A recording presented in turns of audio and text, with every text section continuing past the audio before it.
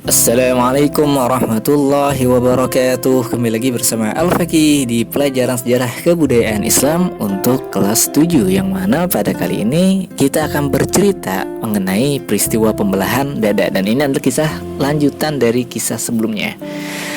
Oke, jadi awal kisahnya itu pada suatu hari ketika itu Muhammad mendekati usia 4 tahun.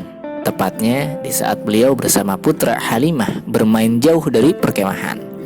Maka datanglah putra Halimah sambil berlari, sedang raut mukanya terlihat tanda-tanda kecemasan. Ia meminta Halimah untuk menyusul saudaranya Muhammad. Lalu Halimah pun menanyakan tentang permasalahannya. Kemudian anak ini berkata, "Sungguh, saya melihat 2 orang laki-laki berpakaian putih. Mereka mengambil Muhammad dari kami dan menelentangkannya. Lalu mereka membelah dadanya." Jadi intinya di sini biar kalian gak terlalu bingung. Jadi ketika Nabi Muhammad kecil itu, Nabi Muhammad itu kan disusui oleh seseorang yang bernama Halimah.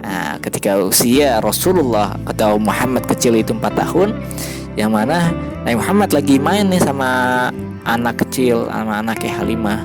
Nah itu tiba-tiba si anak temennya Muhammad kecil ini ngelihat Nabi Muhammad itu diculik sama 2 orang yang bercahaya gitu. Akhirnya pas diculik, terus dadanya dibelah. Maka panik dong, anak kecil ngeliat kejadian kayak gitu panik. Akhirnya ngelapor ke Halimah. Itu tentang kejadian si Muhammad. Oke, lanjut.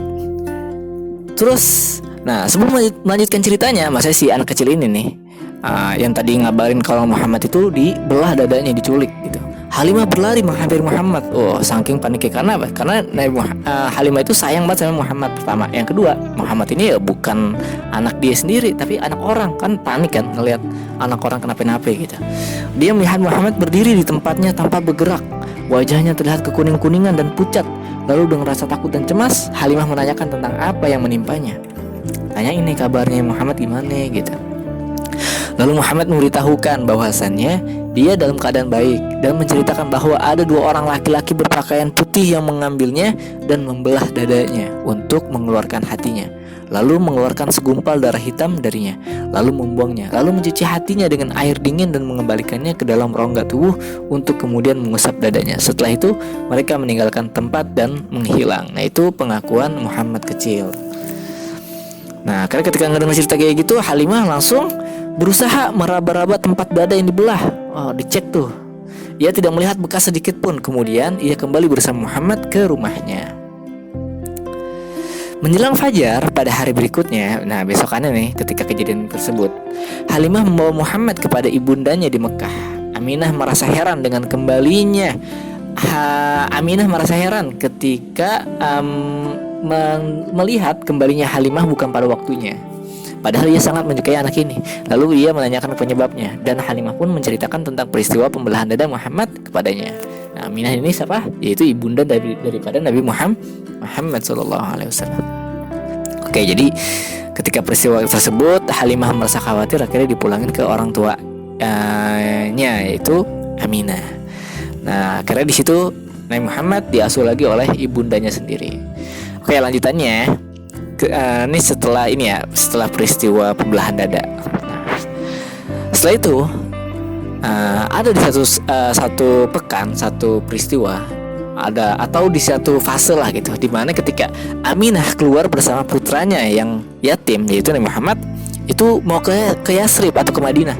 Untuk apa? Untuk mengunjungi paman-pamannya dari Bani Najjar, atau silaturahim nih, dan menetap beberapa hari di sana.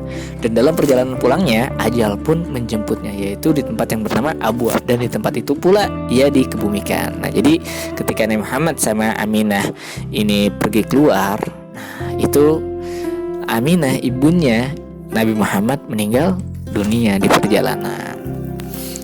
Muhammad berpisah dengan ibundanya dalam usia 6 tahun. Bayangin, 6 tahun udah piatu, udah yatim piatu. Dan di tangan kakeknya Abdul Muthalib ia mendapatkan gantinya. Lalu Abdul Muthalib menjaganya, mengasuh, memberikan kasih sayang kepadanya. Genap usia 8 tahun kakeknya pun meninggal dunia. Ya kan, pertama yatim, terus usia 6 tahun masih kecil ibunya meninggal. Diasuh sama kakeknya usia 8 tahun kakeknya pun meninggal. Bayangin tuh gimana ya sedihnya Nabi Muhammad ketika itu. Setelah itu pamannya Abu Thalib yang mengasuhnya, sekalipun ia mempunyai banyak tanggungan atau keluarga dan harta sedikit.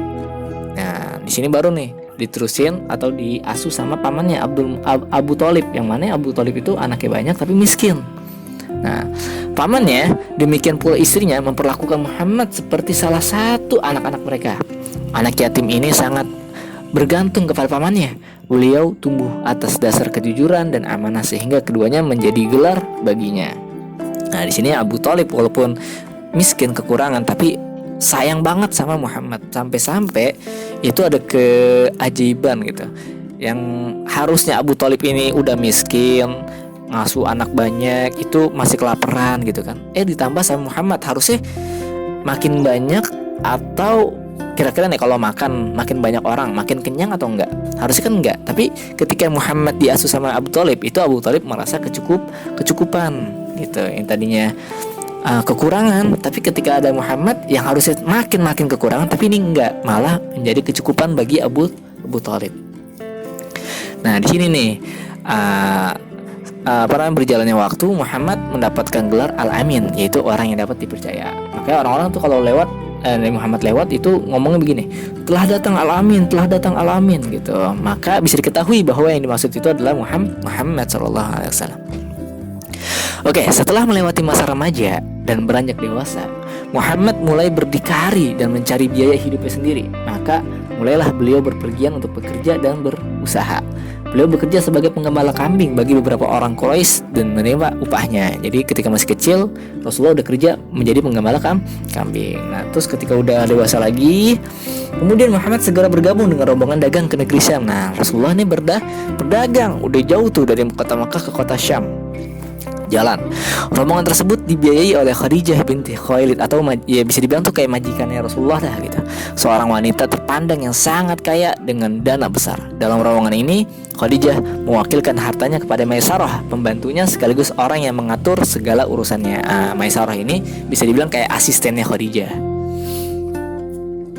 Dengan keberkahan dan keamanahan Rasulullah, perdagangan Khadijah mendapatkan laba yang belum pernah dialami sebelumnya.